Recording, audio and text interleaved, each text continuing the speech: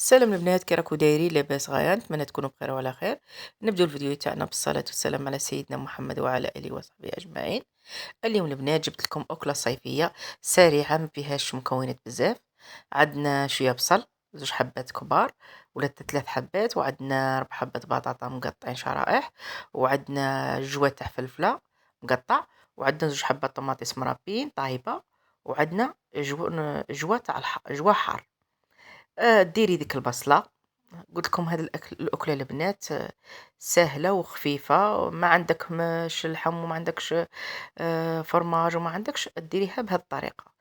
ديري البصلة وديري البطاطا وديري الطماطيس المرابية، وديري هذيك الحبة تاع الفلفلة كي تغسليها وتقطعيها، وديري داك الجوا ثاني تقطعيه. اللي كانوا جوا اختيار، اللي كانوا ولادك عائلتك يبغوا الحار، وديري شوية سكنجبير وشوية فلفل أسود، وديري معاها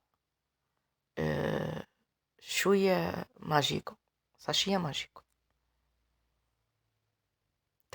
تاع الدجاج ولا تاع الجامبو، ولا جامبو ولا ماجيكو اللي يتوفر لك في الدار.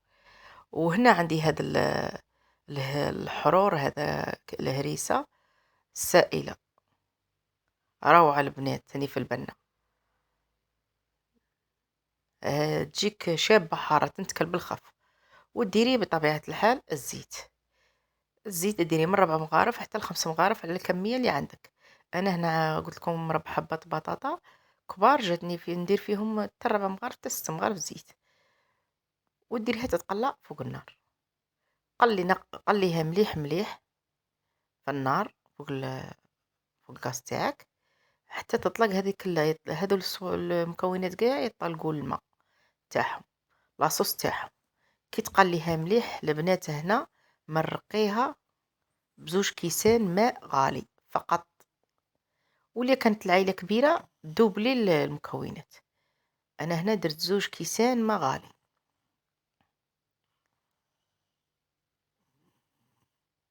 قلت لكم هذه الأكلة سهلة وبسيطة صيفية سريعة، ديريها في وقت وزيز 10 دقائق وانت درتي ماكلتك.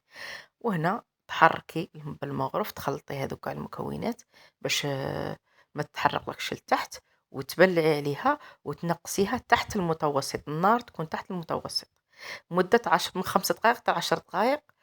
قدام البنات لا تطفي عليها. ليا كان عندك البيض اختياري، ديري فوقها 2 حبات بيض ولا 3. انا هنايا كان عندي درت خليتها غلات 2 دقائق كي حليت عليها وكانت واجدة معايا. وها هي الأكلة راها واجدة البنات. شوفوا، صيفية سريعة خفيفة في وقت وجيز ديريها. صدقوني ولادي كلاوها، كلاو صباحهم عليها، شابة جات حلوة وخفيفة. وهاكي عشيتي وليدتك. نتمنى البنات تعجبكم هذه الوصفة السريعة الصيفية، جربوها بنينة بزاف. ونتمنى البنات تديروا لي ابوني وتديروا لي جيم وتفعلوا الجرس فضلا وليس امرا، و... وديروا لي تعليقات شابين كيفكم ان شاء الله. قلت لكم هاد الاكله البنات درتها مع سلطه عاديه، سلطه حشيش يبغوها تاني ولادي. صدقوني روعه روعه روعه. مع السلامه.